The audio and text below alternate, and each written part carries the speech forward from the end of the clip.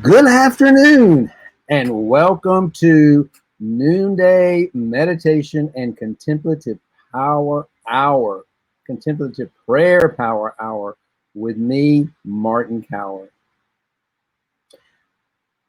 Wow, this is the question.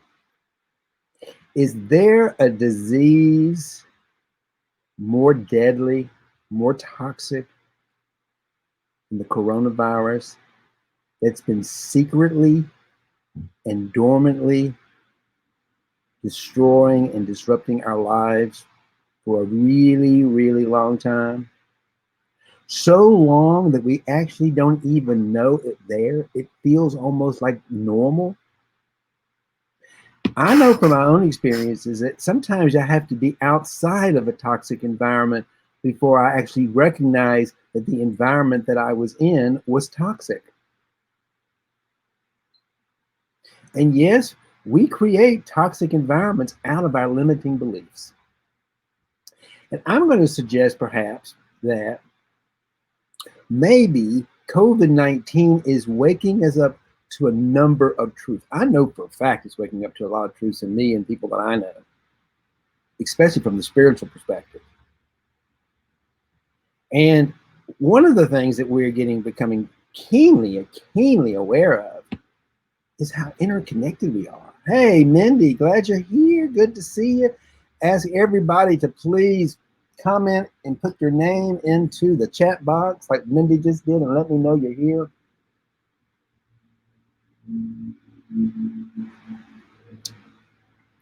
And you're in for a treat today because we're talking about my very favorite subject, scarcity. The deadly disease of scarcity. And how it disconnects us. I think as we're learning to become, there's my good friend Rohit, so interconnected we are. Yes, we're learning that the virus is spreading through us. This deadly virus is spread, and it doesn't say anything about who we are. We're still loving, wonderful beings, but the virus is still traveling through us. Because this is just how connected we all are. We're all one.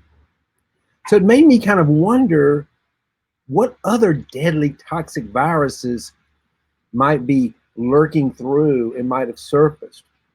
And I will say you, I think it's what I call the disease of scarcity. And that disease has run rampantly through humankind, I think, since the beginning of time. Think about it.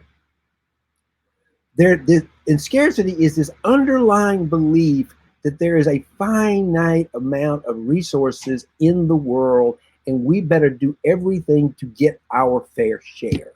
If we want to live a fun and happy and joyful life, we better do everything we can to get our fair share of the bounty.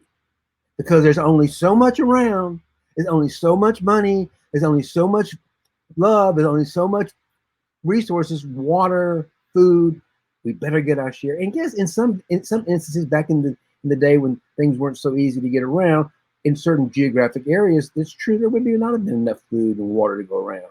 But we don't live in a world. There is plenty of food, water, resources to go around. So this idea of scarcity that grew out of the time when men and women had to kill and fight for their survival is over. But guess what it's done? It's created a mental disease, a social emotional disease of not enough. We almost ourselves begin to feel unworthy and begin to have to do things. And we start to do things and create structures, power structures to protect us, to consume and produce and get our fair share of some mystical pie, if you will. There is no pie. There is no infinite. There is no finite resource. There is no finite amount of money. But we have believed in it so much that we believe it about ourselves. And that's the disease I'm talking about. Because out of that disease, we've gotten all sorts of social, economic, and spiritual disease, such as racism, white supremacy, human supremacy, Christian supremacy, the belief that I need to be better than you. I need to be more, I'm worthier than you so that I can get and I do these things to prove I'm worthier than you to get my fair share of the pie. And look at all of the pain and destruction we have created in this world to defend that lie. That's the old norm. I don't want us to go back to that old norm. I want that old norm to implode so that we can create some space for a new norm, a new way of being, a new way of being grounded in the truth, not in the shadow of our gold and our beauty and our love and our abundance. That's what we've lived. That's what we've created. We've created a world out of the shadows of capitalism, out of the shadows of our gold and our generosity. Let's let the old normal shadows, the pain, the darkness, let that dissolve. Let that burn out in the gold and in the light of the truth of who we are. And let's build a new world, a new social economic system grounded in truth and love and abundance of who we truly are. And I want to talk about the difference between, I want to get down to the nitty gritty and speak a little bit about wealth and money. And I may have spoken of this before, but I'm going to do it one more time today because it's an easy example. How we create wealth. We create wealth. We don't consume wealth. The old norm is a producer-consumer energy drain. It doesn't make wealth. It destroys wealth, actually. We want to create wealth from the heart. And that's adding value. And that's a very simple understanding. If you break it down into you have $1 and I have a bottle of water, and you're thirsty. And to you, this bottle of water is more valuable than your dollar. And to me, I'm not thirsty. I've got plenty of bottles of water, actually. So to me, your dollar is more valuable to me than my water. So if we exchange for value, for more value, we have created more value in the world and we have created more wealth in the world. And there is an infinite amount of that. And that is the kind of economy we want to build and grow, because that is built on truth, on adding value, bringing our creative genius into the world to add value and exchange money for that value add. Got it? So let's let go of that old norm, that old fear-driven stuff that's created so much pain and suffering in the world and continues to do so we can create a brand new world. Let's see what the sages have to say about that this morning as well. But, you know, I get motivated, inspired by these conversations, by my morning meditations from Richard Rohr often. And that's where this came from today. It's called Wisdom in Times of Crisis. And often when we're hearing from a spiritual teacher about wisdom, we're talking about spiritual wisdom. We're talking about spiritual truths and principles. Okay? Our spiritual health.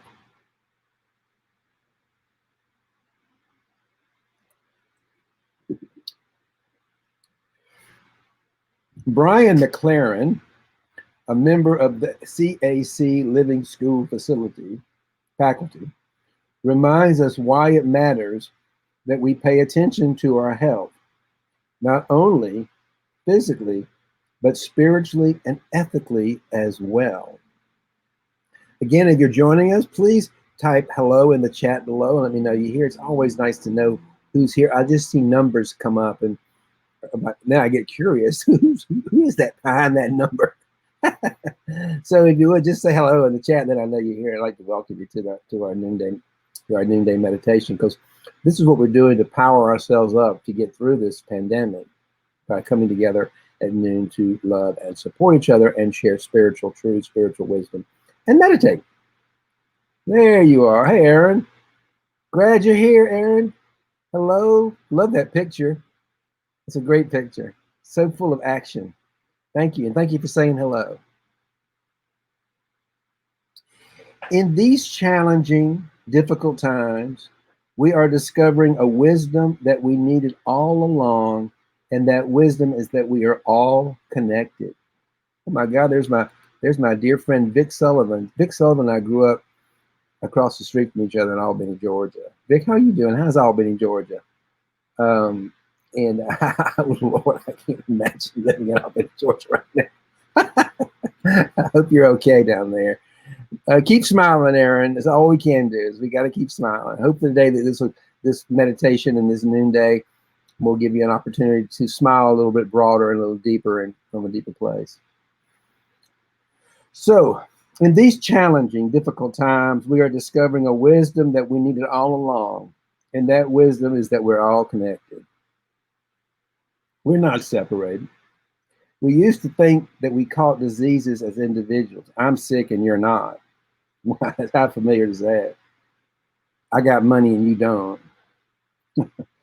But now we realize, no, we catch diseases as individuals who are part of families, and families who are part of cities, and cities that are part of states and nations. We realize now that our whole species can become infected and that our whole globe can be changed because of our interconnectedness. That's exactly it.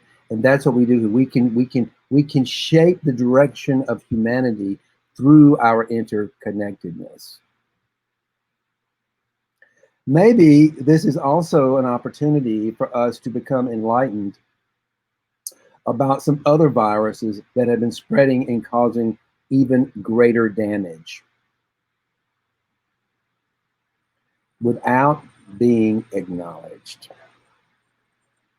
Silent but deadly. How about social and spiritual viruses that spread among us from individual to individual, from generation to generation, and are not named? We don't organize them, and so they continue to spread and cause all kinds of sickness and death. Social and spiritual viruses like racism, white supremacy, human supremacy, Christian supremacy, and any kind of hostility that is spread based on prejudice and fear. And I'm going to go on to say that that to me is exactly what comes out of those viruses that gets stimulated by a core belief system of scarcity. What would happen if we said, as passionate as we are, what if we said, as passionate as we are about being tested for coronaviruses, we all wanted to test ourselves for these social and spiritual viruses that could be lurking inside of us? I'm going to repeat that one more time again, because that's very important. We always have to start with ourselves. It doesn't mean that we're bad. We have to start with looking at the shadows within ourselves. As I've said before, out of my projections on Trump, when I looked in the mirror and I saw myself looking back, I saw the bully, the liar, the manipulator in myself. Then I was able to love myself and accept those parts of me, and I can accept the world. And I can see that I participated in it through my own diseases, if you will, my own viruses. It is not them, they. There is no them or they. There is only an us and a we. We are all connected. We're just at different places in the dance, if you will.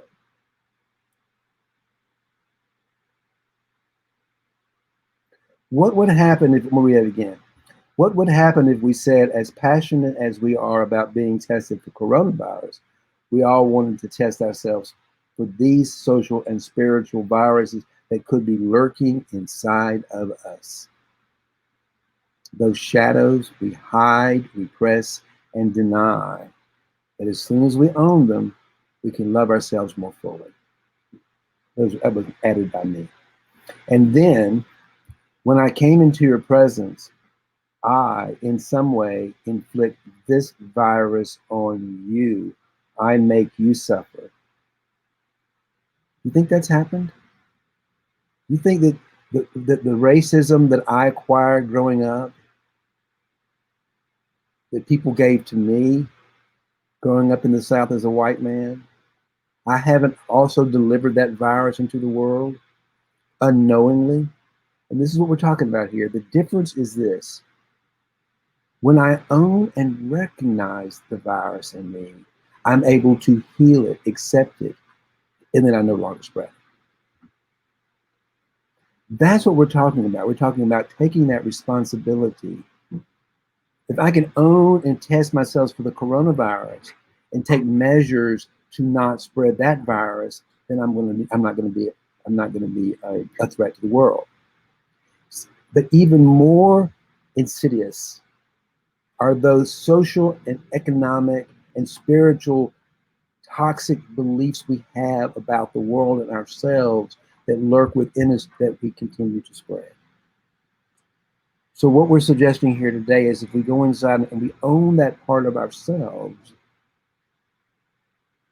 and heal ourselves first from the disease of scarcity and lack and not enough, and know the truth of who we are, full, loving, whole, accepting human beings, created in the image of the Creator itself, which is unconditional love, everything can shift.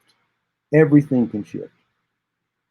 We not only begin to stop spreading the disease, but we begin to spread the creative and infectious power of love.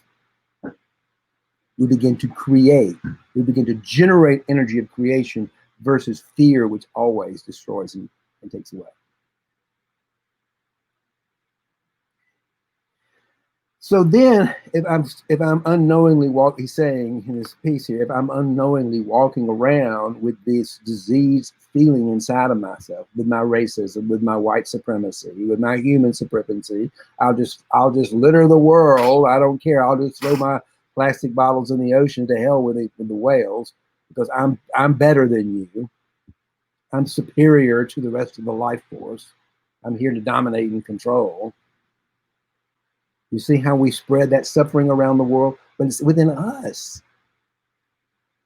So it's in me. You know?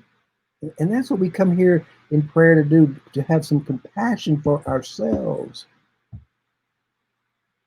and heal ourselves so we can heal the world and heal each other.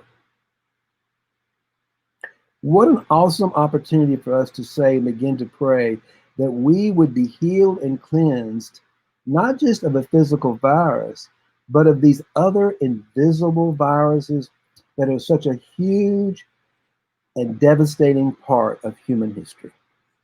Now, isn't that the truth? Just think about how much the notion of not enough, that God created a universe of lack. Isn't that just absolutely absurd? Of course not. Of course not. The great creator of the universe, unconditional love, created a world of love and abundance and prosperity for everybody to enjoy. Not just for those who are worthy of it. We're all worthy of it, we wouldn't be here. And Mindy is wrapping herself in love. Yes, wrap yourself in love and spread it. Just be a walking, talking love machine. You know, I was a walking, talking fear machine for a while. It was pretty awful.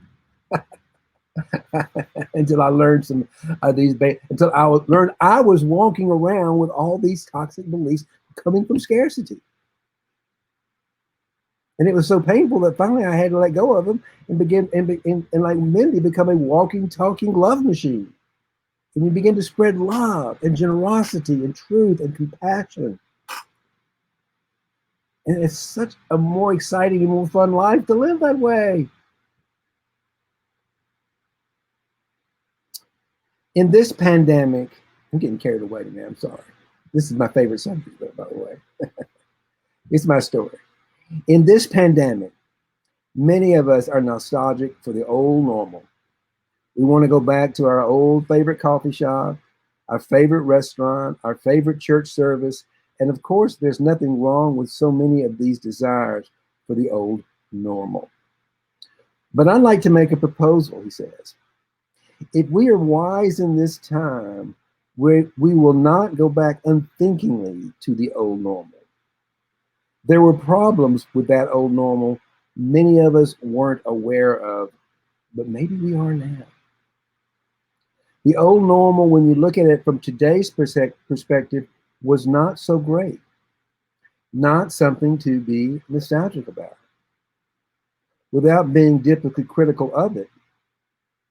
As we experience discomfort in this time, let's begin to dream of a new normal.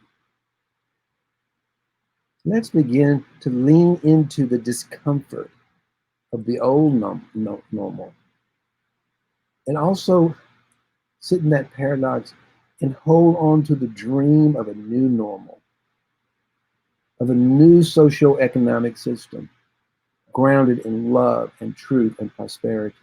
Where everybody has an opportunity to bring all of their gifts of life into the world in exchange for love. And money can be a wonderful expression of love in that transaction. Money stops being a tool of reward and punishment, and it becomes an expression of love. And it's an opportunity for us to grow and build and create wealth among the world and among the people, coming from the heart.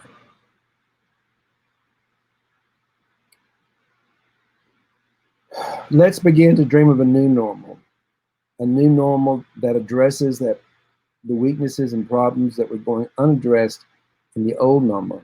If we're wise, we won't go back, we'll go forward. Yes, I think we are wise. I think we're all on this call wise people, wise men and women who are connected and love for each other and love for this world, love for life, and want to create. And a part, it's not that we want to, we are part of the movement. This is happening. This is the now that Eric Tolle talks about.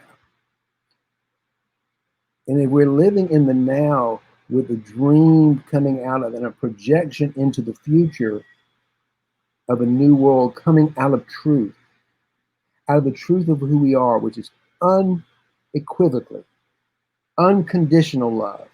If we build a world out of the truth of who and what we are, with that intention, there is nothing else we can build but a new world grounded in love, truth, and prosperity for all people. That's all we can do. And it's so much fun. It's so much more fun to wake up in the morning and be part of that than to try to push my way through that old fear-driven, I better work my way to the top of some place to get my fair share. Oh my God, how painful that was. Yes, that's going to be my motto. Money is an expression. Let's make money an expression of love. Let's make money an expression of love. What an intention that would be. That's transformation. That's transforming money from being a weapon of reward and punishment of the old norm to being a resource to creating more wealth and prosperity in the world. Money as an expression of love. Wow, I love that. Let's do it. We're doing it. Let's meditate. All right, let me turn on my timer here. This is fun. I love doing this every day, by the way. Can you tell? I spend my whole morning just getting ready for this. I love it. Grounds my day. So, here we go. Here we go. Oh, by the way, just in case if you want your own timer, I get something called Insight Timer. It's a free app for your iPhone or your Android, and you can buy. There's a paid version with all sorts of meditations if you want that, which you can have. But I don't need all that, and personally, but you might. And but it's got a wonderful timer on it. And the thing I like about it, it's got what's called an interval timer, which can wake me up in the middle of my thoughts when I think I'm meditating, but I'm actually thinking deeply. So let's raise your arms up in the air. Feel the power. And let me ask you a question. I know your muscles did it. use the, how would you raise your arms in the air if that life form inside you wasn't present? The only way you're able to raise your life your arms is because of the presence in your body. There's a presence in you. It is so close and so familiar, you don't even know how powerful it is. But without it, you couldn't raise your arms. You couldn't hear me. I couldn't hear you. We wouldn't be here. We'd be physically. The part that's talking would be here, but it wouldn't be in this. That's why this life is so precious, because we get to express our love for each other in the world, and our gratitude, our raising our hands and wiggling our feet for this life, this wonderful thing called life. It's just in us. It's what we are. Put your hands on your heart and just feel that. Get still and just feel the energy of your heart beating as oxygen, as air, spirit comes down through your nostrils and into your lungs and mixes with your blood. And spirit and blood together manifest into life. The alchemy of life within you, in your heart. You don't have to ask your heart to pump, it just pumps. Until one day it stops and your spirit goes back into being spirit. It goes into infinite wisdom until it incarnates again into some other body. Powerful, powerful stuff. But right now we're here. We're all here together in these physical forms. And let's celebrate that. Let's stop in gratitude, put our hands on our heart in thanksgiving for just being alive and being able to take part in this movement, this powerful movement in the evolution of humankind, of our species. From a world dominated by fear and scarcity and doubt to a world dominated by love and truth and prosperity. Wake up to that. Wake up to that truth. Feel that in your body. Let go of all beliefs, opinions you have about this world, even the one I just said. Just feel into it and be present.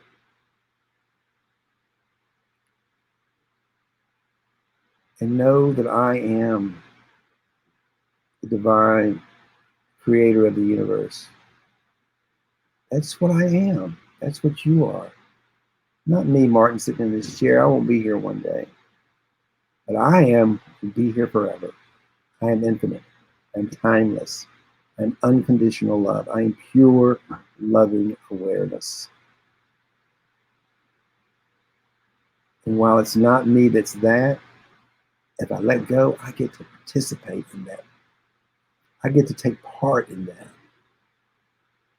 And I am coming to this meditation with an intention to surrender all of my will to the will of the power, that divine force within me called joy. So be still and know that I am not me. I am not me. I am not me. I am. I am love. I am pure, loving awareness.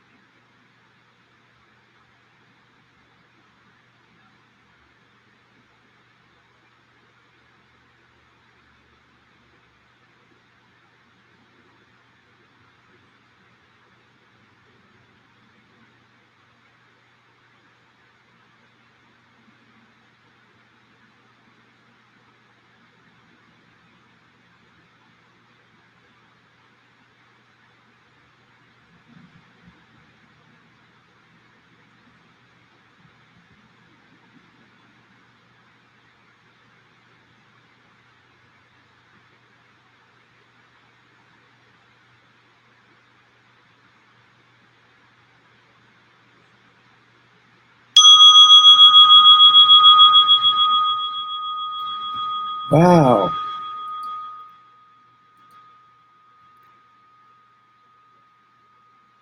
What spiritual truths came to you in your meditation?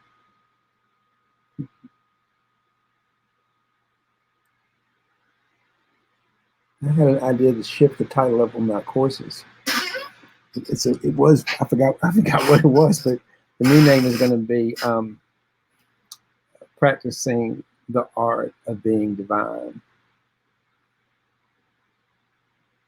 And I'll give you all a little homework today.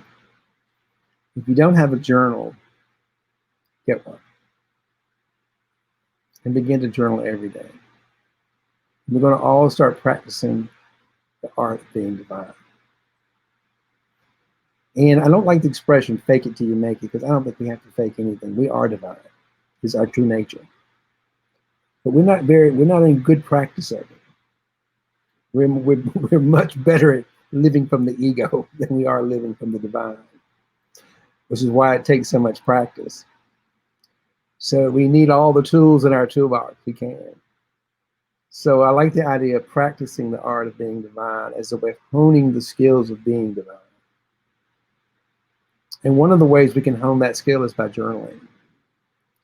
So the homework I have for you is to sit down, actually after these meditations, which, I call it a power hour, and there's a reason. I think we need a full hour every day devoted to empowering ourselves with the divine fuel.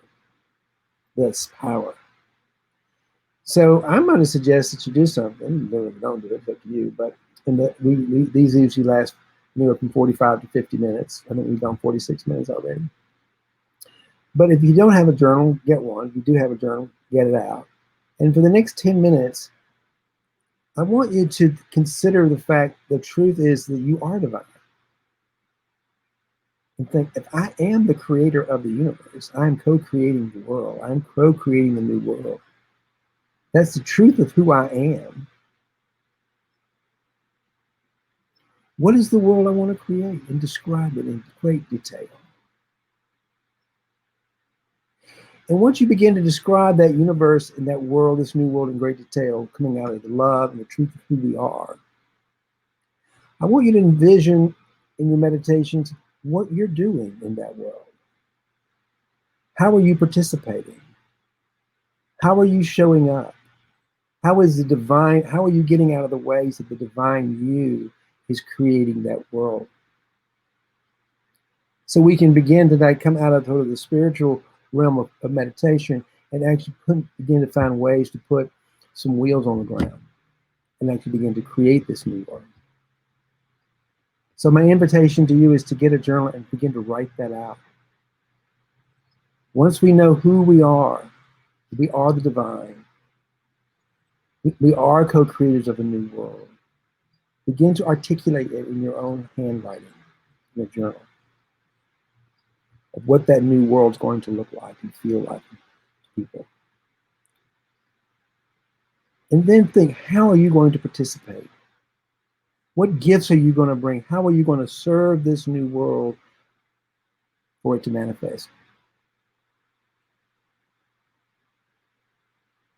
And then don't try to think it out too far, because it's going to be step by step. But what are you going to be doing? I'll give you my personal mission in the world is I co-create a wonderful world of abundance by showing up with love and gratitude.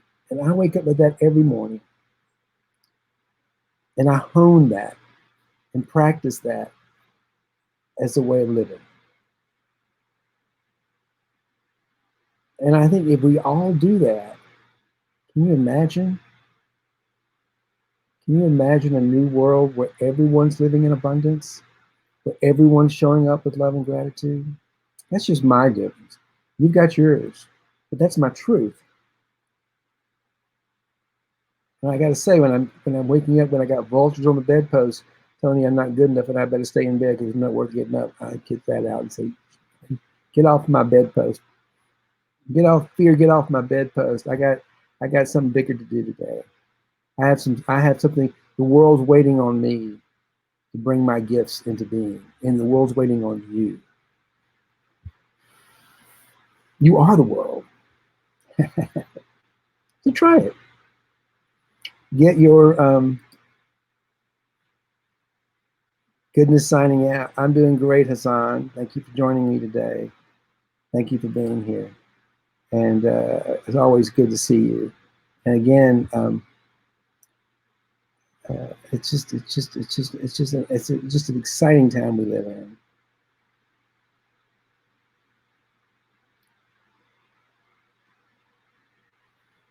It's a very exciting time we live in. I'm grateful to be here.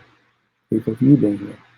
So, everyone, sign out. If you have a few minutes to go journal a little bit about coming from who you are and creating a mission for yourself in the world and how you want to help create this new world, this new social economic system grounded in love, truth, and abundance. Write it out. Begin to articulate it. It'll flow. It's in there. It'll come out. It wants to come out. It's calling. I promise you, it is in there. And this meditation is one way of breaking it open and letting it come out, opening up our hearts. So may love and prosperity prevail.